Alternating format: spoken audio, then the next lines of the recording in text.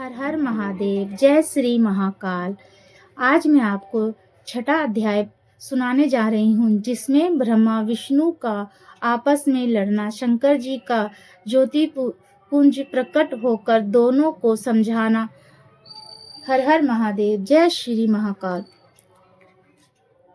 ब्रह्मा जी ने कहा, नारद, मेरे और भगवान विष्णु के इस शब्द युद्ध को देखकर भगवान सदाशिव प्रकट हो गए, लेकिन वह प्रकट हुए एक तेज पुंज के रूप में। उस तेज पुंज को देखकर हम दोनों का युद्ध रुक गया।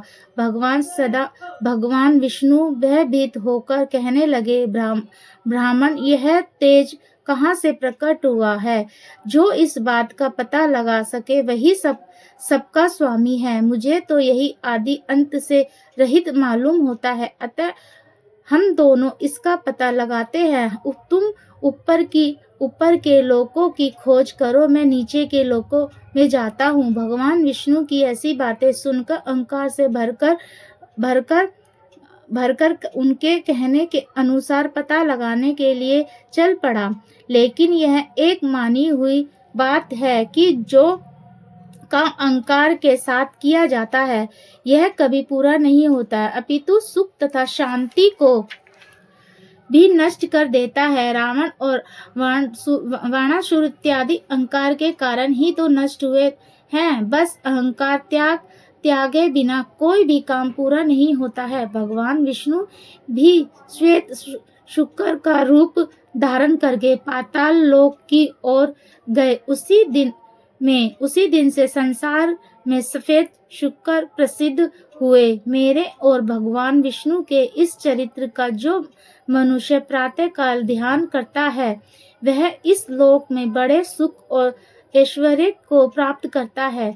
मैं और भगवान विष्णु दिव्य संग्रह वर्ष तक उस ज्योति पुंज का आदि व अंत खोजते रहे, परंतु पार नहीं पा सके। हम दोनों वापस लौट आए, किंतु जिस स्थान से चले थे उसको भी न पा सके। उस स्थान को खोजने में भी हमको दिव्य संग्रह वर्ष ही लग गए। तब मैंने सोचा कि मुझको उत्पन्न करने वाला कोई और ही शक्तिमान पुरुष है। इस विचार उठते ही हम उस ज्योति पुंज के पास आ गए और मूर्खता के कारण उत्पन्न हुई शत्रुता का त्याग कर दिया। उसी समय आकाशवाणी हुई, तुम दोनों ही योग करो। आकाशवाणी सुनकर हम दोनों ही योग करने लगे और दिव्य ज्योति को संबोधित करके प्रार्थना की कि हे प्रभु, आप शीघ्र ही हमें अपने वास्तविक रूप का दर्शन दीजिए। हमारी इस प्रार्थना को सुनने के पश्चात भगवान शिव की गंभीर वाणी सुनाई दी, ओम ओम। तब उस शब्द को सुनकर मैंने विचार किया कि यह क्या। उसी समय श्री विष्णु जी ने उस ज्योति पुंज लिंग के दक्षिण भाग में सनातन अधर्म आकार को और उसके उत्तम भाग आकार को देखा कि मध्य में और अंत में ओम को देखा। वह सब सूर्य मंडल और चंद्र मंडल की भांति स्थित थे। यह जिनके आदि और अंत का कुछ भी पता न लगता था। वहाँ सत्य, आनंद और पर ब्रह्मा परायण ही दृष्टि गोचर हो रहा था। अब हम इस बात का विचार कर रहे थे कि हम इसके नीचे तथा ऊपर जाकर आदि अंत का पता लगाएं कि वहां पर एक परम ऋषि आविर्भाव हो गया। उन परम ऋषि से विष्णु जी को पता चल गया कि आकार उकार मकार नाद और बिंदु का अर्थ होता है। प्रथम अक्षर लिंग की ज्योति है, दूसरे अक्षर आकार ज्योति का मध्यम है, अर्थ मात्रा नाद ज्योति का मस्तक और बिंदु लिंग की ज्योति है। इसके अतिरिक्त यह अर्थ भी होते हैं कि आकार श्रृगेद, उपकार, युजवेद और मकार से समावेद और नाद अर्थवेद और बिंदु से ब्रह्मा विद्या का स्वरूप हर एक वेद ने 10-10 अर्थों से भगवान सदाशिव की स्तुति की है। ऋग्वेद रजोगुणी और वह लिंग का दक्षिणी वाला भाग, यजुर्वेद सत्य गुणों और लिंग का मध्य भाग और सगुण अर्थवेद का कहना कि भी सदाशिव कुछ नहीं करते, जो कुछ भी होता है वह शक्ति की इच्छा से होता है।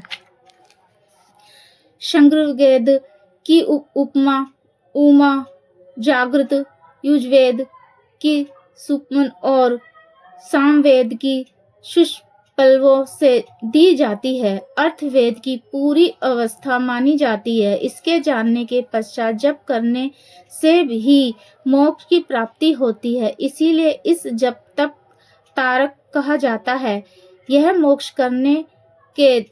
के देने का अधिकारी है। इसका नाम प्रणव है। ओम के तीनों अक्षर इस प्रणव के अंदर ही छिपे हुए हैं। पूरी जो कि अत्यंत गोपनीय है, उसके अंगों सहित वेद उत्पन्न होते हैं, वह सबसे उत्तम है। उसी में तीनों लोग छिपे हुए हैं, उसका कभी नाश नहीं होता। ब्रह्मा से लेकर कर्ण उसी में तीन ही लीन हो जाते हैं। अव्यक्त खोजने पर शीघ्र प्राप्त नहीं होता। 18 पुराण इसी में होते हैं। भगवान सदाशिव को वेद ब्रह्मा स्वरूप कहते हैं। दक्षिणी आकार से दृष्टि की उत्पत्ति होती है। बाएं अंग से पालन और हृदय के दोनों मकार सदाशिव के शरीर से अलंकृत है। मस्तक आकार, दया, नेत्र उकार, दोनों कान मकार, नाक नकार, होठ दोनों आकार, तालु के वर्ग के 5 अक्षर, दाएं पांव तोरक के अक्षर, बाएं पांव पकार, पृष्ठभाग कुकार, दोनों पांजर आकार, कंधा मकार, हृदय पौरव वीर्य को प्रकट करते हैं। ऐसे सदाशिव का केवल ध्यान करने से अत्यधिक प्रसन्नता प्राप्त होती है। मैंने और विष्णु जी ने भगवान सदाशिव के रूप को देखा और प्रसन्न चित्र में स्तुति करना आरंभ कर दिया।